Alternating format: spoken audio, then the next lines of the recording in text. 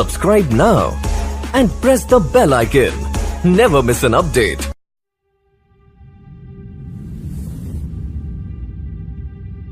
Are you an organ donor? How much of you are you willing to part with? Your heart and lungs? Skin and bones? Cornea? Genitalia? Why not just give away your entire body? Yes, this neurosurgeon says he's close to achieving the world's first successful body transplant. Most doctors are calling this endeavor unethical, if not impossible. But what if it is possible?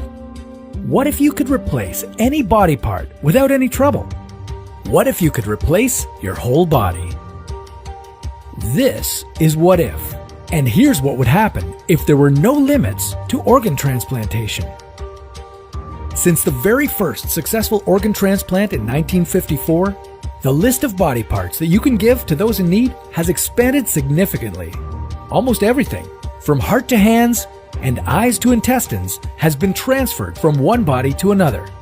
In 2014, a mother made history by giving birth to the first live baby from a transplanted uterus.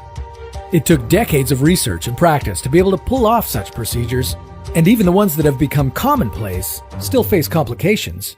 But now, neurosurgeons Sergio Canavero and Xiaoping Ren claim that they will soon transplant one patient's head onto a new body. Organ transplants have come a long way, but swapping heads and bodies seems closer to science fiction than anything like real medicine. So how would it work? How much would it help you? And who would you even be? In one operating room, a team of surgeons will prepare your host body, while in another room, a different team will be tasked with safely removing your head. Your head will be chilled to about 10 degrees to minimize the risk of brain damage once blood stops circulating to your head. Your head will have to be drained of blood to prevent any clots from forming during the transition. The biggest physical obstacle to a full body transplant will be connecting your head to a new spinal cord. At this point, no doctor has ever succeeded in reconnecting a completely severed spinal cord. And that's because there are millions of nerve connections that would need to be fused together perfectly in order to restore full functionality. To make the cleanest cut possible, surgeons will use a diamond-edged blade, which should be sharp enough to cut through the spinal cord without fraying any nerves. Once that's done, the next step is to glue your head onto the new spinal cord using polyethylene glycol, which is considered to be a fusogen, capable of rapidly refusing severed neurons. But so far, in animal tests, this part of the process has only restored functionality to about 15% of the nerves in the spinal cord. So you can see why almost every doctor who's read up on this procedure doubts its success. And we haven't even had an identity crisis yet.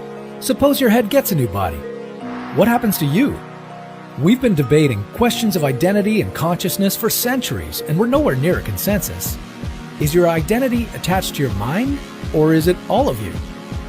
Even if your brain stays the same, you're going to have some new DNA.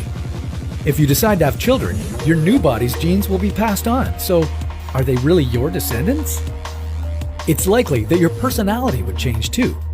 Do you know about your second brain? Medically, it's called your enteric nervous system, and it's a bundle of nerves in your gut that gives you, well, those gut feelings. 95% of serotonin, which helps regulate your emotions, is housed in your gut. So with your brain upstairs and someone else's second brain down below, who would this hybrid person be? But suppose you can stomach the existential confusion. Can you really be sure that your new body will accept you? With any organ transplant, patients are prescribed a variety of drugs to prevent the immune system from rejecting foreign parts. So yeah, you're going to have to hope your new body can get along with your head. But isn't the idea of your body not wanting to be around you just a little bit psychologically traumatic? Thankfully, these questions are nothing you need to worry about today. While a full body transplant may one day be possible, we've got other problems to solve on our way there. Meeting the current demand for organ donation is one step. Successfully reconnecting the spine is another. Will